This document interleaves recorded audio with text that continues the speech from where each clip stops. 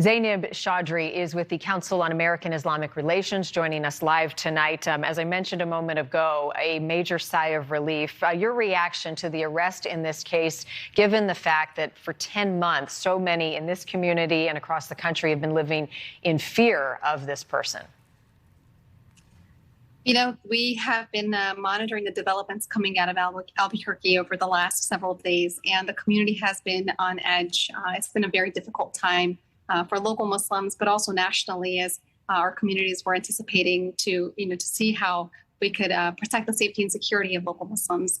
Obviously, we are very gratified. We welcome this arrest. It's great to see that the law enforcement community has stepped up and has apprehended a suspect who they have in custody.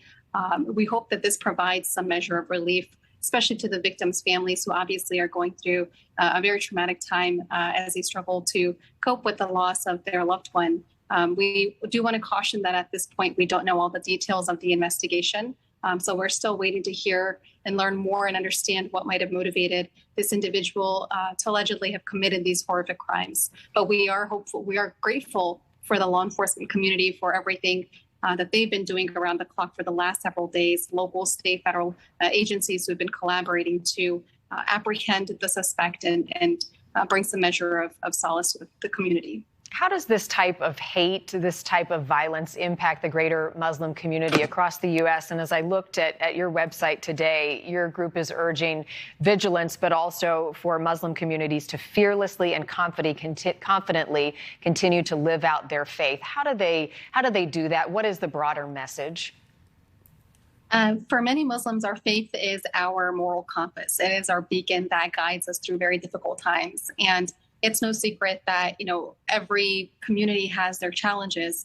And these kind of incidents, especially with the nature of these incidents and the shooting sprees that occurred, and not having a lot of answers in terms of who was behind it, even now as we're awaiting more details in the investigation. Obviously, like in these kind of moments, it's very important for the local community to feel supported, for them to know that they have elected officials. The governor had issued a very strong, solid statement in solidarity with the Muslim community, affirming that Muslims have a place in Albuquerque and New Mexico, and that is their home. But also more broadly, hate violence has no place in our society, whether it be intra-faith or interfaith.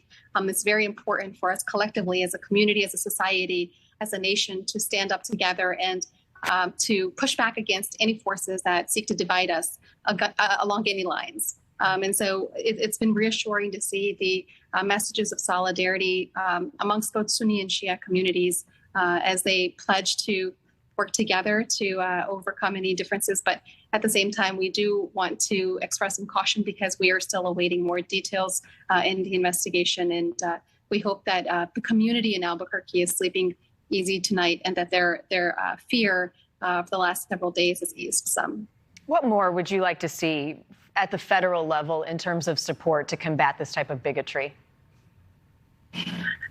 I think that investing in organizations and entities that are focused on building bridges of tolerance and mutual understanding is really imperative, especially in this political climate where we see many communities who are struggling with hate bias, not just within the Muslim community, but also beyond. It's just really important to demonstrate that solidarity and that leadership from the top levels of the government. And there are opportunities to also allocate resources and funding and also uplifting voices within our communities that are seeking to bridge those divides and make sure that we have a unified front is also a crucial part of that equation. But tonight we're just grateful that the families, in Albuquerque, New Mexico, who've been struggling to make some sense of this senseless string of violence that's been happening, are hopefully able to rest easy tonight. Obviously, this does not bring back their loved ones. The devastating loss of losing a loved one, especially under these kind of traumatic circumstances, is something that can't be underscored enough. But we are grateful to the law enforcement community for their support in stepping up and providing that kind of service to the local community. Indeed, feeling safer tonight. Zainab, appreciate you coming on tonight. Thank you. Thank you.